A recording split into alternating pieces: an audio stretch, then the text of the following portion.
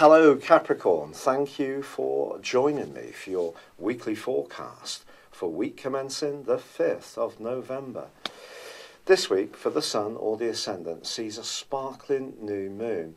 A new moon in your sector of friendship, of sociability, but also your highest aspirations, the things that really lift you, and it links with Neptune, the planet of dreams.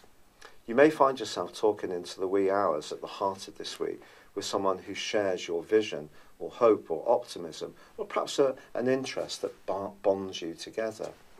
In a romantic context, this is definitely a time to celebrate the things you have in common.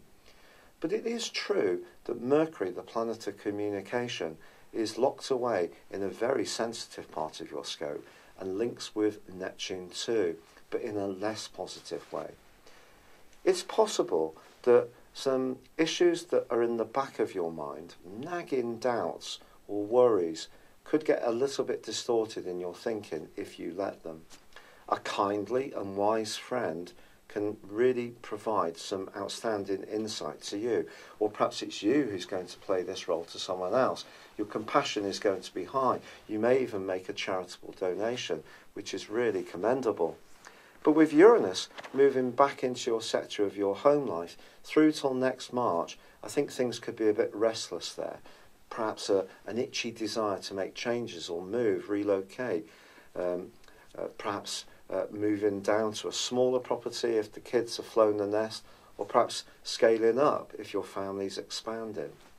But by the end of this week, Uranus forges a great link to Mars, and there could be a surprise piece of good news linked to your family, which can really chuff you.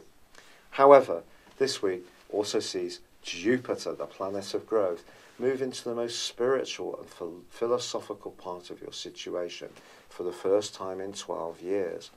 There's going to be an enormous opportunity to raise your consciousness over this next 13 months, one that you can seize with both hands. And as this week draws to a close, Pluto in your sign, the planet of change, of truth and transformation, forges an awesome link to the Sun. If you are linked to other people through a group or a key friendship, or just a future plan, is dependent on your individual input, leadership, or determination to do well, it can take a giant step forwards as this week draws to a close. It's been a real pleasure being with you. I'd love it if you would like or comment on this video, or if you've yet to do so, please do subscribe to this channel. Thank you. Hello Capricorn, thank you for joining me for your monthly forecast for October for the Sun or the Ascendant. Thanks so much for joining me. I'm sorry to bring this a little bit later than I would like to you. This month gives you an opportunity to grapple with the goals and ambitions that are so important to you. Now, you're someone who tends to work towards targets in a very systematic, applied and determined way. There's not many Capricorns that don't reach their targets given time. And I read recently about an analysis of captains of industry, and the highest proportion were Capricorns, because you have an innate understanding of responsibility. You can take on the pressures that other people perhaps may talk about wanting, but don't necessarily apply themselves to in the way that you can. So, as this month begins, the Sun and also Mercury, the planet of communication and of commerce, are beautifully positioned for you to really make progress, to demonstrate to people how talented you are, how capable you are, how you can raise your profile, whether it's within business, within your own enterprise, or within your own community. It just depends on what your goals and ambitions are, of course. Not everybody wants to be a big tycoon. Some of us are happier with more modest achievements, but whatever goals are important to you, they come under the astral spotlight. But on the 2nd of this month, there is a quarter moon in your opposite sign of Cancer. And strangely enough, however diplomatic and much you consider the implications of whatever you do, when you interact with anyone influential, they may not necessarily get the right end of your stick in the following week. I think the main thing is, yes, consider what people expect of you, but at the same time be true to yourself. Now, of course, Venus goes into a retrograde this month on the 5th, Venus being in your sector of friendships. Now, Venus is, of course, also the planet of relating. So if you're in a close emotional or romantic tie, the things you share in common are going to be something that you're going to think very carefully about for the rest of this month. But equally, if you're in a relationship that you can't see a future in, because the 11th house is very much about the future and planning, then this may give you a lot of food for thought. You won't necessarily do anything dramatic straight away. Maybe you will. That depends on you. The stars aren't telling you what to do. They're just giving you a platform to make your own decisions. But Venus retrograde also influences money. So if you are connected to anyone else around a financial scheme, then this too could be something that you give careful thought to through to the end of October. But on the 9th of this month, there is a platform for you to really supercharge those efforts when it comes to your goals and ambitions, because a new moon occurs. But this is a very complex new moon because it squares up with Pluto, the planet of power and transformation in your sign. For 1 week intensely, and for 1 month possibly, it's the case that you may encounter a major opposition to what you want to achieve. Now, Pluto and power is an interesting concept because if we use our power wisely, someone else may not use their power on us wisely. So Pluto's always a bit of a tussle, and we can't control the whole process. Also, Pluto can evoke within us changes that we're not even conscious that we're ready for or needing. And huge change can occur, and it can be very, very profound. So the clash between the Sun, which is obviously the primacy of the whole solar system, and tiny Pluto, which is very much about change but also secrets, could bring something into the open around a secret opposition.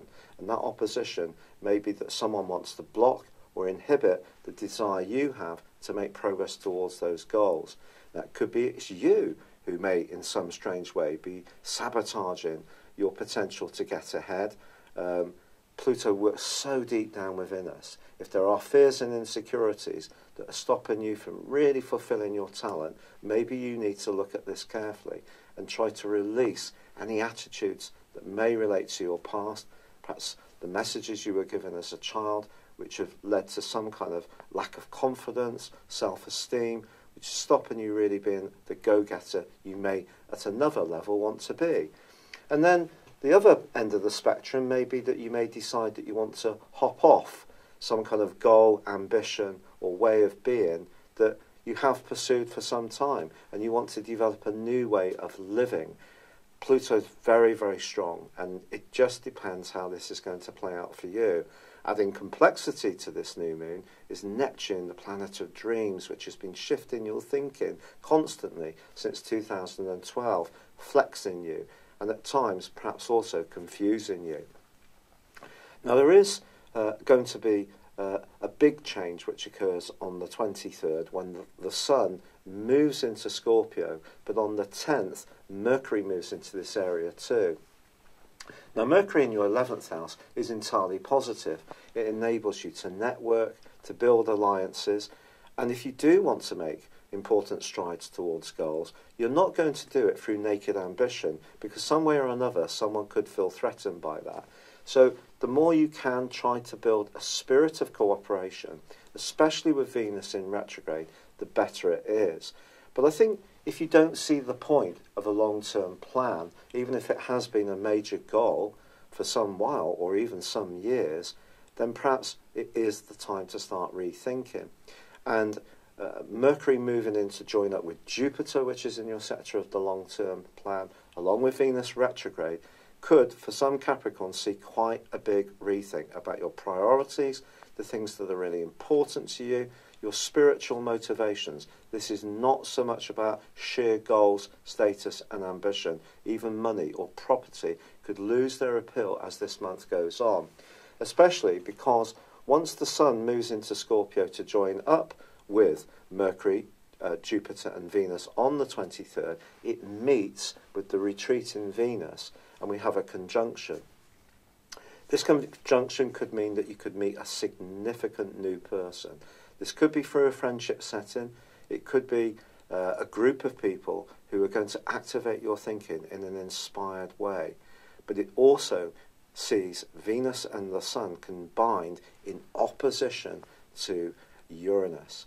Now, since May, mid-May to be precise, of this year, Uranus has been tracking its way through your 5th solar house, which is very much about passion, it's about love, it's about joy, it's about self-expression.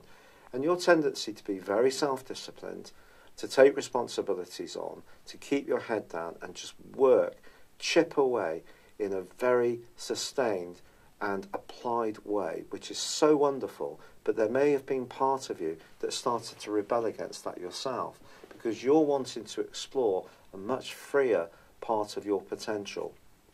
And with Uranus in opposition to both the Sun and Venus, this can be a watermark, not just for this month, Capricorn, but for your whole life. And if there is a relationship that isn't working for you of any kind, Uranus's rebelliousness and desire to see you be a freer spirit, not just do what is always expected of you, which is second nature for you very often, could see you decide to make a radical decision. Now, what's going to make this whole thing more complex even still is that the North Node, the point of destiny, the dragon's head, which is like a mini Jupiterian influence, which has been in your sector of shared resources, business and finance since May the 10th, 2017, is in opposition, of course, to the polar axis opposition of the South Node, which is how you receive things. It's much more karmic. And that's in your 2nd solar house in Aquarius. And there may have been something that's happened through Mars's transit through Aquarius, certainly in mid-May, and also perhaps at the start of September as well, when it came, or the middle of September, sorry, when it came back into Aquarius on the 12th, to be precise, where you started to feel much more rebellious about something that you'd been very committed to for a long time. It may be an issue of intimacy, it may be an issue of financial planning, it may be something to do with a business enterprise. But if your enterprise as an individual is being compromised to such a point that you're not really thriving, you're not oxygenating a new, evolving and developing part of your being, you're just stuck, and it all feels very restrained, this is because this is a grand fixed cross, one of the most complex of all planetary aspects. Now, when Trump got into power, I feel that all that fake news was triggered by a grand mutable cross, which influenced his sun in Gemini. So I do feel that this is going to have a massive impact on all of us, this particular influence. Now, the North Node inverses, so it's the opposite of the rest of the Zodiac, is actually going to be moving into your opposite sign on November the 8th of this year, and relationships, or a primary relationship, is going to come under the astral microscope in a massive way in the months after that, especially as, of course, your ruler Saturn is back in your sign since December the 20th last year, but you've also got Pluto shaking things up. This is about your individuality against a relationship. The relationship can be sexual, it can be intimate, it could be to do with a property commitment, a business, a shared resource, or it could be to do with something that you're very principled about. But if something isn't working for you, this grand fixed cross is almost like Teutonic plates grinding against each other, and the rivets could pop out if something is being resisted that you need to flow with. And that is, my friends, Pluto. Because Pluto is the ruler of Scorpio along with Mars. But Pluto is the modern ruler. So what happens here with Uranus in opposition, pushing for change, for radical alterations, if your life isn't really being lived in a very vital way, something could alter. And then on the very last day of this month, we have Mercury moving into Sagittarius, which could see you doing some massive soul searching. But before then, on the 26th, there is a full moon, and that full moon also links with Uranus. So if you have been keeping something down through your sheer self-discipline, that's seeing you resisting, being much freer, much more articulate, much more creative, living in your power, in the here and now, in this minute. And it could be that due to Saturn's transit through your sign, and also Pluto, that some kind of reconstruction needs to go on. Now I have in my directions, which is a form of forecasting, I have energy in the sign of Capricorn as well. And I can see this going on in my own situation. It's not necessarily easy. Obviously, the rheumatoid arthritis that I'm suffering is something that is being affected by these directions. So these transits for you, especially with those big two outer hitters, the higher octave planets of Saturn and also Pluto, and the North Node sweeping in from November the 8th, is going to be very, very important. So remember, the stars don't tell you what to do, they just give you a platform. But with Pluto so potent this month, I don't think it's necessarily going to be something that you can resist, but it is something that's hugely exciting. So although a lot of the astrologers on YouTube particularly, I think, will put most of the emphasis on Venus's retrograde, and that's not wrong, I just feel there is a bigger picture that's so important, and it is to do with you activating a future which is based less on the natural principles of your sign, about being worthy, fitting in with what's expected, going with what the societal norms are, maintaining tradition. It's all about you just showing people how entertaining, funny, clever and talented you are. Go for it, Capricorn. I'd like to thank you for all the marvellously kind and supportive messages, and also the suggestions in terms of dealing with the rheumatoid arthritis. I have embraced a lot and made some significant changes. Unfortunately, the rheumatoid arthritis is really aggressive, so it looks like I'm going to have to go on a fairly heavy drug called methotrexate, which is a chemo drug. I am doing all the natural stuff as best I can, and I've got about a window of opportunity for 3 or 4 weeks to see if it will work. But at the moment, the inflammation still isn't coming down, using CBD oil, using turmeric, heated in soups and tea, using ashwagandha, using serapeptase. It isn't cracking it at the moment, but I'm very grateful for all those suggestions. One that I didn't even think about is to turn off Wi-Fi on the mobile phone. That isn't supposed to be very good for us, but a great suggestion. So thank you so much. I wish you well. I'd love it if you would like or comment on this video, or if you've yet to do so, please do subscribe to my channel. Thank you. Hello, thank you so much for watching my video. I'd love you to join me at my Horoscope Ace app. You can find this at www.horoscope-ace.com. You can use it through Android, iOS, Apple or Facebook. Check out your ascendant or your moon sign, or download your free birth chart. There's all your favourite videos, plus there are daily, weekly, monthly and yearly horoscopes for general, love, Chinese and Indian astrology. If your passion is tarot, there's my brilliant 3-card money or love tarot readings too. And it's all there at www.horoscope-ace.com. Thank you.